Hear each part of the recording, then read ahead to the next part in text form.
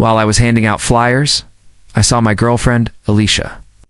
She looked disheveled and was passionately kissing the school hunk in a sports car.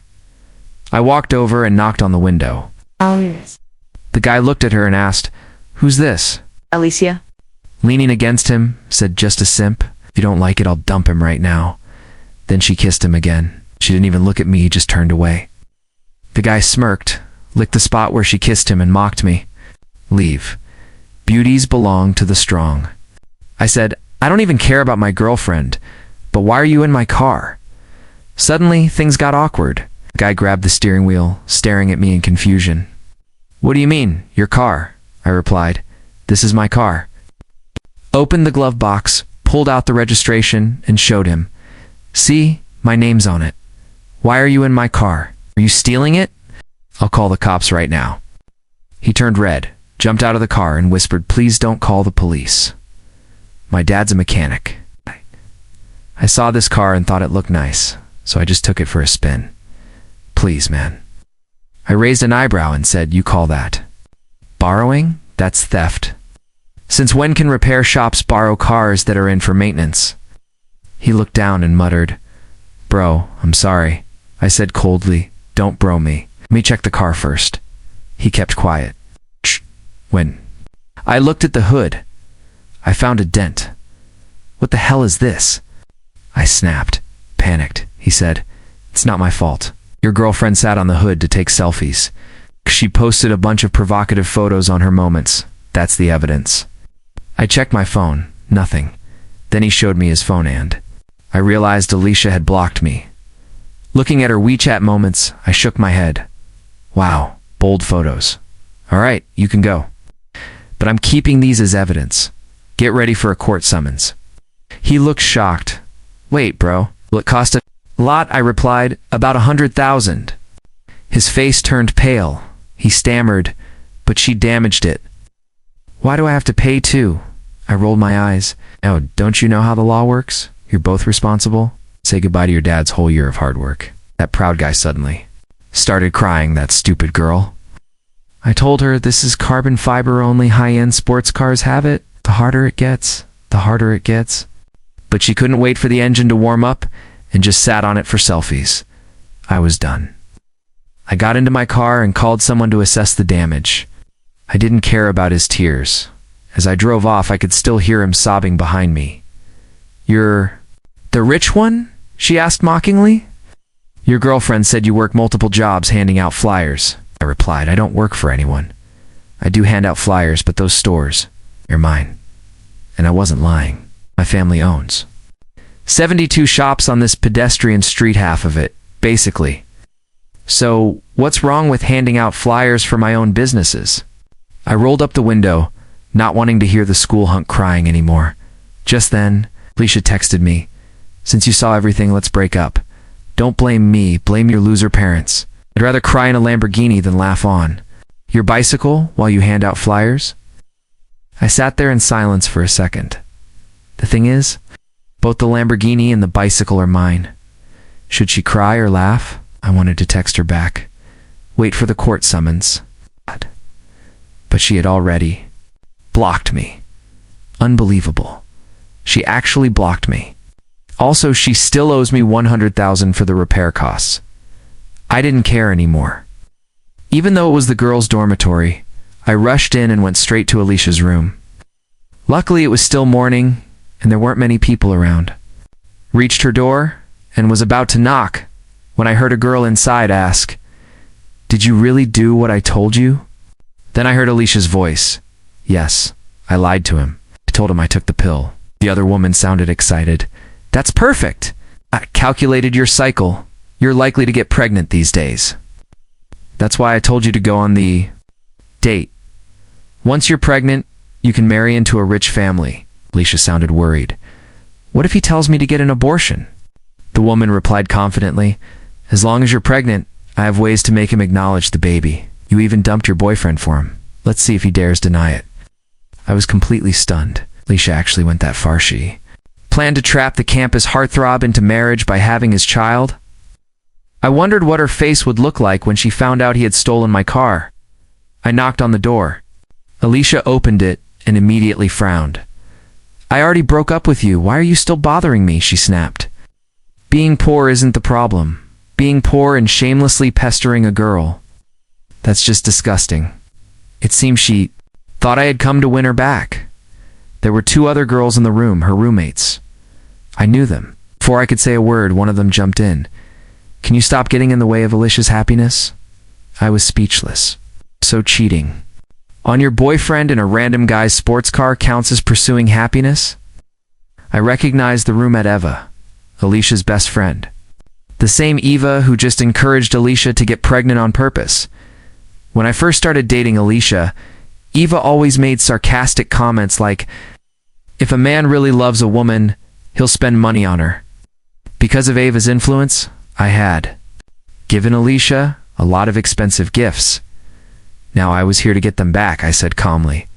We can break up, that's fine. But the phone you're using is mine, you should return it. I didn't mention that the sports car was mine. Knowing Alicia's personality, if she found out, she'd probably shamelessly cling to me. I had to get my stuff back first. Alicia scowled and replied coldly, So you're this petty? Can't you even think about my feelings? Petty? You cheat on me, lie to me, and I'm the one who's supposed to care about your feelings. Then Eva giggled and covered her mouth. Can't you see through this poor guy's trick? She said. Asking you to return the phone is just a cover. He's trying to make things difficult because he can't accept the breakup. Alicia sneered. Oh, so that's what this is. You think I won't break up with you just because I'm not willing to return a gift? Alicia said with a proud smirk. Have you forgotten? The guy I'm with now is rich. She raised her head confidently, and Eva chimed in, adding fuel to the fire. Don't worry, sis. I just looked it up. The Heartthrob's Lamborghini costs millions. Buying you a new phone is nothing to him. Alicia laughed and said, I'll return the phone. But let me make one last call. I'll show you exactly why I left UB, because the gap between you and someone rich is so massive. You'll never catch up. I wondered if the rich guy she was bragging about was actually the school heartthrob. I remembered dropping my car off at his house for maintenance. His dad sighed, saying how hard it was to make ends meet, and that they were struggling to even pay rent. Alicia dialed the number.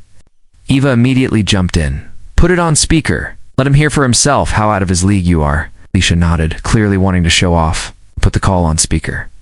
As soon as the call connected, she said in a soft, pitiful voice, Baby, my ex came to break up with me and he's asking for the phone back. Without it, how will I even keep in touch with you? But the heartthrob didn't play along. Instead, he snapped back furiously. You crazy bitch. Don't let me see you again. I swear I'll beat the crap out of you every time I see you. Silence. Alicia and Eva froze on the spot. The call was cut. Alicia just stared at her screen, speechless. Eva was the first to react. She grabbed a book from her bed and threw it at me, shouting, Did you talk shit about my best friend downstairs? Alicia snapped out of it too. She started, trembling with rage. Yeah. He never treated me like this before? You must have said something to him. You're so disgusting. I sighed and said calmly, I didn't say anything about you. Just give me back my stuff. If you didn't badmouth me, then why did he suddenly blow up like that? She yelled. I didn't respond. In reality, the heartthrob had gone into debt thousands because Alicia had posted seductive selfies while sitting on my car's hood. Given how tight money was for his family, how could he not be furious? Eva rolled her eyes and sneered. That's exactly why I told you to go for the heartthrob. I saw right through this broke loser. All he does is play games behind your back. Pathetic simp. I looked at her and asked, So you're admitting you helped her cheat on me? Eva snapped. Cheat, please. My best friend was in a Maasai. Helped her out of it. What, should she have stuck around and married you? She'll thank me for saving her from that mistake? Alicia crossed her arms and said coldly, Fine, you can have your precious phone back. But I have one condition you. Apologize to the heartthrob. Admit that you lied about me. Eva jumped in again. Yeah. Even if you have to kneel clear my best friend's name. I took the phone back and replied, Why should I apologize for something I didn't even do? And we're not done yet. Haven't even started settling things. Without waiting for permission, I walked straight into the room and sat down at the desk. I began calculating everything I'd ever spent on her, every gift, every transfer. I wanted it all back. Alicia looked at me, her voice suddenly softer. My friends are all here. We used to love each other. Do you really have to humiliate me like this? I ignored her. I just kept calculating. Eva suddenly snapped a photo of me.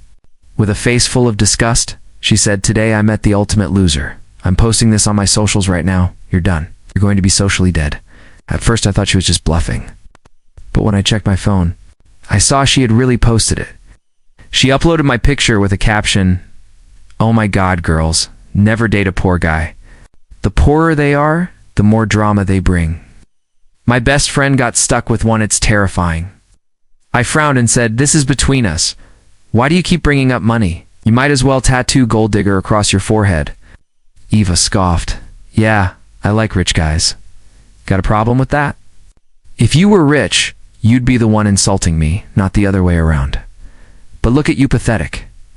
She got more fired up as she walked over to the window and pointed outside. "Real men drive $1 million Lamborghinis. They have ambition. They chase careers, but poor losers like you sit here calculating receipts like some sad joke, making the girls who once liked you feel sick." Finally, one of the other roommates couldn't stay quiet anymore. She said, "Alicia, why don't you just pay him back? This whole thing is your fault." Alicia's face immediately darkened. "What do you mean?" she snapped. "Are you taking his side now?" Eva jumped in. "Isn't it obvious? You got a boyfriend with a Lamborghini, and now she's jealous, so she's trying to insult you, slander you." The roommate flushed red with anger. "Don't put words in my mouth," she said sharply. I recognized her, Lisa, a poor student, very serious about her studies. Back when Alicia was showing off, she made me buy desserts for the entire dorm, but Lisa refused to take any, said she couldn't accept what she hadn't earned.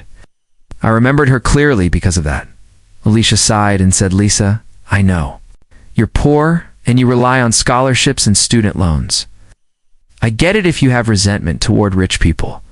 But you know what? Being a good person matters more than just good grades." Lisa's eyes widened. "Are you saying I'm not a good person?" she asked in disbelief. I was completely stunned. Lisa had always been diligent, responsible, and respectful. And Alicia, who had just been making out with another guy in a sports car right in front of me, her boyfriend had the nerve to question Lisa's morals. Eva sneered again. "Oh, I know your type. You're just another poor simp girl. Now that he's single, you're pretending to be all innocent, hoping he notices you. You know you'll never land a guy with a Lamborghini, so you're desperate to lock down someone who hands out flyers for $3,000 a month." Lisa clenched her fists and stood up, her voice shaking. "I also work part-time as a tutor. I make $2,000 a month." Eva looked her up and down with scorn. "To you, even crumbs are a feast. I saw you yesterday eating food that had fallen on the table. You're so poor you can't even afford dignity." Lisa's eyes filled with tears, her voice trembling. "It fell on the table, not the floor." "What's so wrong with that?" "Enough," Alicia snapped, cutting everyone off. She slammed her phone down on the table and glared at me. "You seriously embarrass me. My biggest regret is ever dating you. Just finish settling our accounts so I can explain everything to my new boyfriend." Eva quickly said, "Don't worry, sis. I'll go with you to explain everything. The rumors will die down, and you'll still be the rich guy's little darling." I couldn't be bothered with them anymore. I focused on finishing the calculations. Of course, I didn't include the repair costs for the sports car. I didn't want Alicia shamelessly trying to get back with me just to avoid paying it. In the end, I figured it out. Over the year we dated, I'd given Alicia a total of $18,000 in gifts and transfers. When I saw the final number, I was stunned. Dating really does cost a lot. I'd only been spending a few hundred a month on myself, never realized how much had gone toward her until now. Even Alicia and Eva were taken aback. They were students where, would they even get over 10,000? At first, they didn't believe me, but after checking a few times, they had to admit my calculations were right. Alicia looked a bit troubled. 18,000? I don't have that kind of money right now. Eva quickly jumped in. "Don't panic, sis. I'll help you pay him back. How you handle this loser right now We'll affect how the heartthrob sees you, even if we have to. Borrow from loan sharks? We'll pay him. You need to cut ties with this guy if you want a chance to marry rich. Alicia hesitated for a moment, but eventually nodded. All right, we'll borrow it. Parents can't know about this, they'd kill me.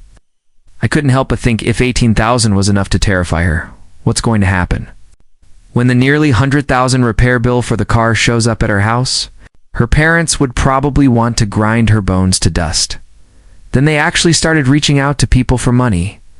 To my surprise, it was easier than expected. Classmates lent her a few hundred each, and before long, Alicia had collected over 8,000. She was even a little impressed with herself. Wow, everyone's willing to lend me money. I guess I have a pretty good reputation, she said proudly. Eva laughed and replied, It's not your reputation, it's the photos. You've got selfies in $1 million sports car. Of course, people think you've got connections. Lending you this much feels like an investment to them. Alicia paused for a second, then gave me a smug glance. See that? That's the charm of a real man. Everyone wants to be around him, Evan, to help me. If I were still with you, do you think anyone would help me when I'm in trouble? Eva added with a sneer. Trouble? Just being with him is the biggest disaster in a girl's life. They kept borrowing and eventually scraped together a little over 8,000. But they still needed 10,000 more. Eva gritted her teeth and said, I know a guy, he's with the underworld. Can lend us the rest, but if we can't pay him back, it's going to be bad. Alicia looked concerned. What kind of bad? Eva brushed it off. Don't worry, your new boyfriend's loaded. 10,000 is pocket change to him, Eva called her so-called connection, who turned out to be a private moneylender. He handed over 10,000 without hesitation. With all the money collected, they returned it to me. Alicia threw the phone at me and snapped, Happy now. Take it in, get lost. From now on, let's not have anything to do with each other. I nodded, then turned to Lisa and said, Can you come out with me for a moment? Lisa looked surprised, not quite sure why I was calling her Eva immediately. Sneered, I knew something was going on between those two. As soon as you paid him back, they hooked up, Eva sneered. I felt a wave of helplessness wash over me. The reason I wanted to speak to Lisa had nothing to do with that I knew. She worked in the student council and had access to the contact directory. Since I planned to send a court summons to Alicia's family, I needed her home address. Lisa blushed, lowered her head, quietly followed me out. Eva called after her mockingly. You're seriously going with him? You only deserve Alicia's? Leftovers. Lisa's voice trembled, almost in tears. I don't have any intentions like that, Eva snapped. Pretentious coquette. Keep pretending. No wonder your family's purrit. Must be genetic. Just look at you, chasing after. Even a guy who hands out flyers. You're so undiscerning. I can guess what kind of people raised you. Alicia shot us a cold glare and added with disgust. Good thing I dumped him. This loser is all yours now. Here's some advice. A whore and a dog may you last forever. I said nothing. I just led Lisa out of the dorm hallway. Once we were alone, Lisa whispered, I only spoke up earlier because I was angry. Please don't read into it. I just want to focus on studying. I don't have any of the intentions they accuse me of. I nodded. I know. You need scholarships. You tutor to support yourself. And you don't have time for any drama.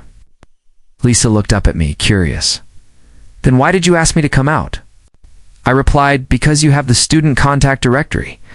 Can you give me Alicia's home address? Lisa immediately tensed up.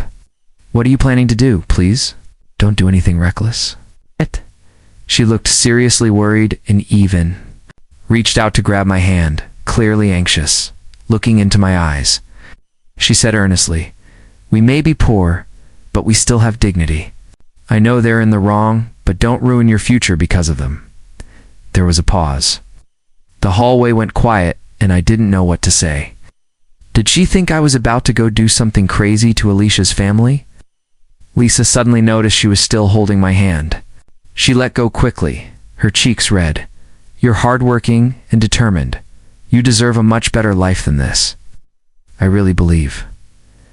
10 years from now, Alicia's going to regret everything. I smiled a little and replied, It won't. Take 10 years. The dealership already assessed the damage. Her family lives anywhere near the city. She's going to regret it very soon. Lisa looked stunned. "What do you mean?" she asked. I answered simply, "That sports car downstairs, it's mine." She stared at me, stunned and speechless. So I explained the whole situation to her. She said nothing, just stood there, eyes wide. It wasn't until I pulled out the car's registration that she finally believed me. When Lisa went to retrieve the contact directory, she walked like she was in a daze, probably wondering if this was some kind of strange dream. Soon after, she sent me Alicia's home address. Coincidentally, it turned out to be just a few kilometers from the dealership. Funny how things line up sometimes. I called the dealership and they told me the damage report would be delivered in 10 minutes. But then I suddenly realized something. Alicia had returned her phone. How was I supposed to contact her for debt collection later? I figured I'd temporarily give the phone back, so I returned to Alicia's dorm. When she saw me walk in, her face twisted in irritation. "Why are you back again?" I said calmly, "I know you don't have a phone right now. You can borrow this one for a couple of days." Eva clutched her chest and dramatically gagged. "I'm gonna puke." I knew this simp was trying to pull the old and off routine. Alicia snapped, "Do you think I'm stupid? Stop bothering me. You're humiliating me in front of my friends." Just then, Ava's phone started ringing. She glanced at the screen, confused. "Alicia, why are your parents calling me?" I froze for a moment. Looks like the dealership moved fast. Since they couldn't reach Alicia, they called Eva instead. Alicia took the phone and asked, "Mom, what's wrong?" She didn't put the call on speaker. But her mother's angry voice was so loud it was still easy to hear. "Don't call me Mom. Do you even know how hard your father and I work? You've completely ruined us." The sudden shouting left Alicia frozen. Mom, what did I do?" she asked, clearly shaken. She walked over to the corner of the dorm to talk privately. After a few moments, she suddenly broke down crying. Eva quickly rushed over. "Sis, what's wrong?" Through tears, Alicia choked out, "I figured out why the heartthrob flipped out on me. I dented his car by sitting on it, and now he wants my family to pay for the damage. The bill says $137,000. Where are we supposed to get that kind of money?" Eva looked just as stunned. "Wait, what?" "Just by sitting on the car, it got dented." Alicia nodded. "The repair bill was delivered to my house. My mom said she took a photo and sent it to my phone. She told me to check it." She sat back down on the bed, looking completely dazed. Eva bit her lip and said carefully, "Don't panic yet. There might still be a way out." Alicia looked up, eyes red. "What are you thinking?" Eva lowered her voice. "Need to check. If you're pregnant, if you are, and you're carrying his baby, would he really dare to make your family pay that kind of money?" Alicia's expression shifted. "You're right. Yeah, even if he doesn't care about me, he has to care about his own child, right?" Eva nodded, getting more confident. "And if he does still ask for the money, just show up at his house and make a scene." Alicia sighed deeply. "I originally wanted to use the baby to marry into a rich family. Now I'm using it to pay off a repair bill." Eva patted her shoulder. "Still over $100,000 is a lot of money. Your parents would need at least 2 years to earn that. Who knows? Maybe his parents will insist he takes responsibility. Maybe you'll still get married, and they'll not only pay the repair bill, but even buy you a car." I stood off to the side, wondering if I should step in just out of old affection and remind Alicia that being pregnant wouldn't get her out of paying for damages. But before I could say anything, Alicia shot me a cold look, stormed over, and snatched the phone out of my hand. "Don't say anything. Just leave. I don't want to hear your voice. I'm already stressed enough." Eva followed up immediately. "Yeah, can you just go? I'm trying to figure out how to deal with this. You're not helping." I tried to keep my voice calm. "About you, at least read the documents," Eva cut me off. "Get lost, loser. We don't want anything to do with you.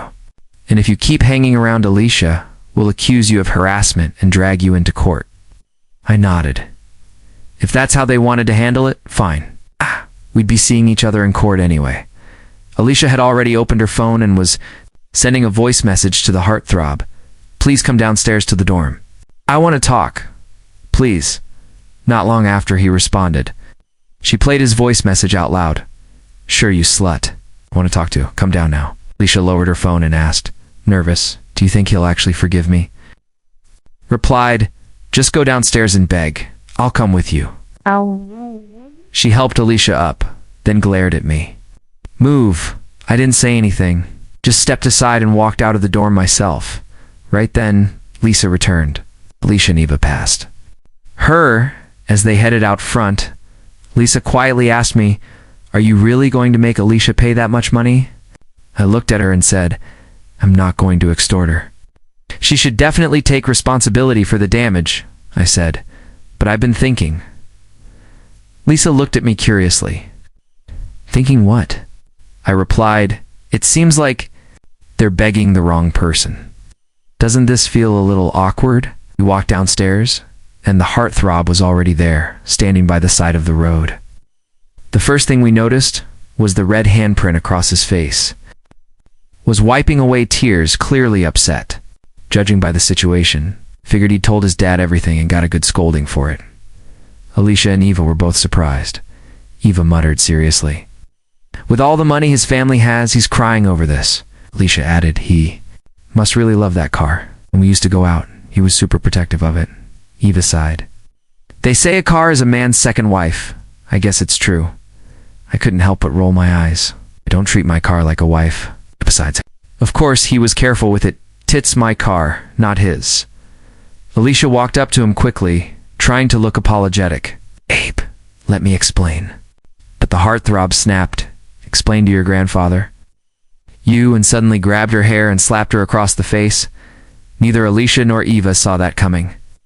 Eva rushed in to stop it, but Alicia, looking hurt and confused, said, softly, if you're mad, hit me. It's my fault. I'll never do it again. Just let me make it up to you, please. I don't want anything from you, the heartthrob yelled, his anger boiling over as he started punching Alicia in the face. That's when it hit everyone that this had gone way too far. Even the bystanders were stunned. Just earlier, Alicia had been seen stepping out of a flashy sports car, looking like someone admired and envied. And now, she was getting beaten up in public right outside the dorms. Eva shouted, panicked, stop. She's a girl, you're hitting her way too hard. The heartthrob didn't stop. One of his punches knocked out one of Alicia's front teeth.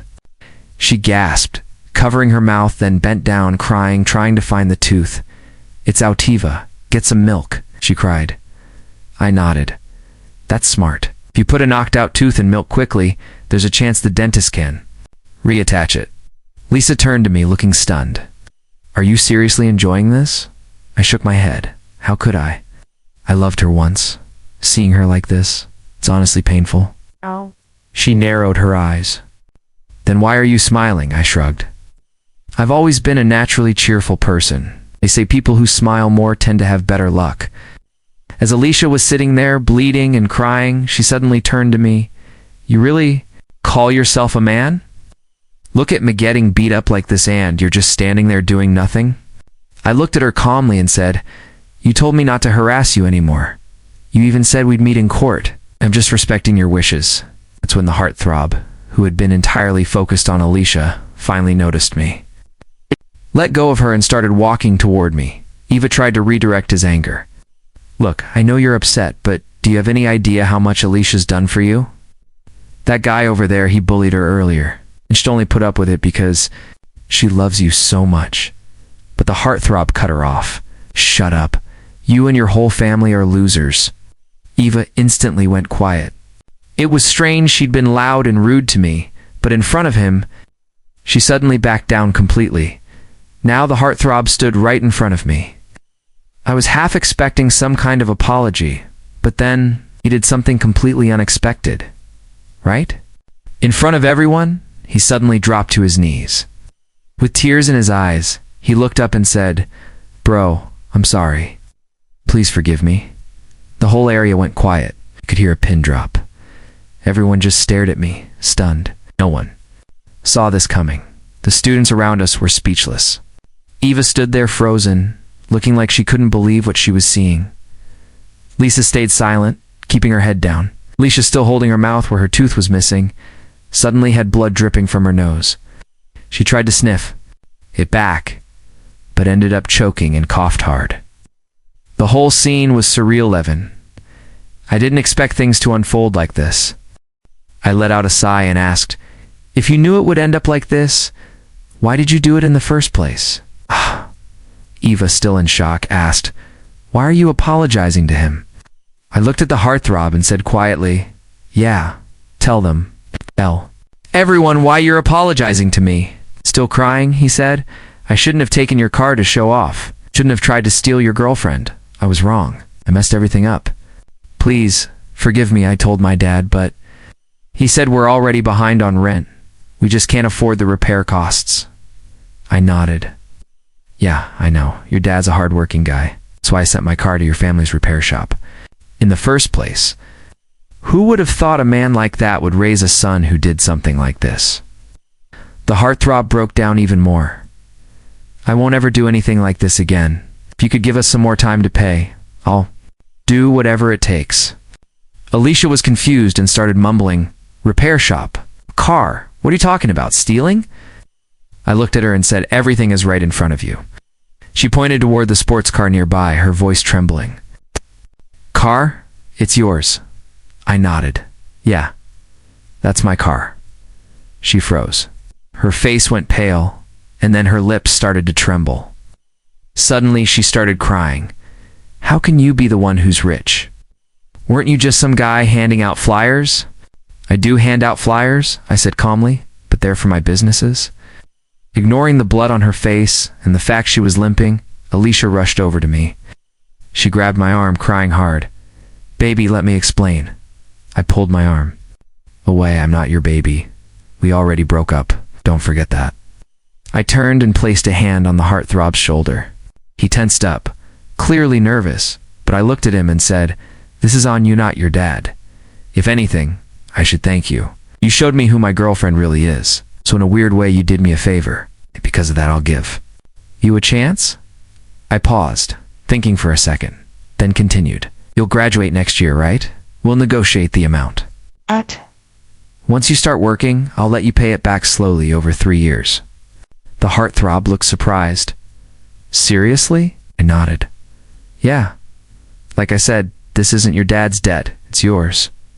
But knocking out her tooth, that's on you too. It's going to be expensive." His face turned cold.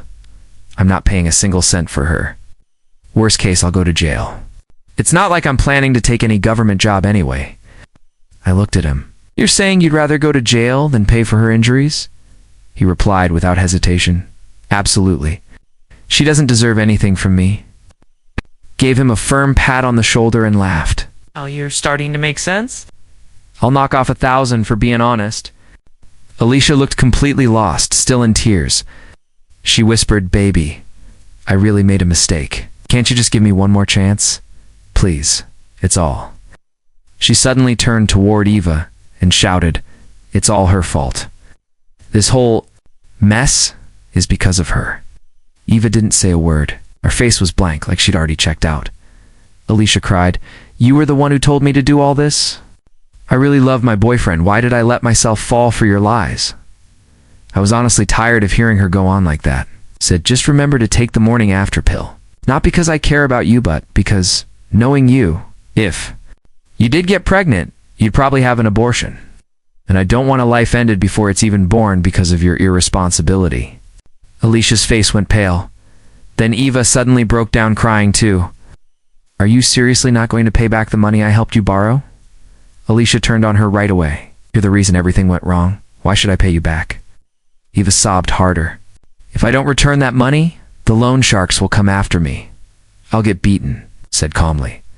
"Well, if you're scared of loan sharks, maybe don't borrow money from them, or just pay it back," Eva cried. "Where am I supposed to get 10,000? Lisa clenched her fists. She looked furious. "You mocked me for scraping food off a plate once, but now it turns out your own family can't even come up with 10,000? You're poor too, so why bully others who are struggling like you? You totally deserved what happened." Eva sat down on the ground, sobbing uncontrollably. I turned to Alicia and said, "Goodbye. Unless it's about the money you owe me, don't contact me again. If you do, I'll report it as harassment." Then I looked at Lisa and joked, "Now that the drama's over, Want to go grab something to eat? We can take my car. Lisa gave me a sharp look and said, Are you seriously drunk right now? Why would I get in your car or have a meal with you? She wasn't wrong. I scratched my nose awkwardly, then got in my car and drove away. Eventually, Alicia and the Heartthrob's families reached an agreement. They each paid for half the damages. Word got around that Alicia's parents were furious. She was beaten so badly that she ended up with a broken leg. It's not just a fracture, it was serious enough that she needed a cast. Heal properly. She was left with a limp, and doctors said they might have to re-break the leg to fix it. She was too embarrassed to return for her final year of college. Eva did come back to school, but her reputation was ruined. People mocked her constantly, calling her a traitor to the poor. She tried to pay off the loan shark, taking whatever work she could find, but no one wanted to hire her. Her past followed her everywhere. Eventually, she came to May asking for a job. I happened to own a few small low-end restaurants, so I gave her work cleaning the bathrooms. She used to look down on people who struggled. Now she had to clean up after them. She cried while she worked, and her situation became gossip on campus. Some students even went to those restaurants just to use the bathroom so she'd have to clean it again. Meanwhile, Alicia kept messaging me, begging to get back together. I blocked her, but she kept using new numbers. Eventually, I got tired of it and filed a harassment claim that finally got her to stop. As for Lisa, nothing ever happened. She was independent and had a strong sense of self-worth. Unlike Alicia and her crowd, she stayed out of all the drama. During our final year, she didn't reach out at all. After graduation, she moved back to her hometown to become a teacher. She said she wanted to help the kids in her area because so many of them were growing up poor. I respected her for that. I tried reaching out a few times, but she wasn't interested in dating. The only time she asked for anything was to help organize a clothing drive for the kids at her school. I sent over some clothes, and after that, we lost touch. But I still think about her sometimes, about what she said regarding dignity and self-respect. She really was one of a kind. I hope she's doing well wherever she is.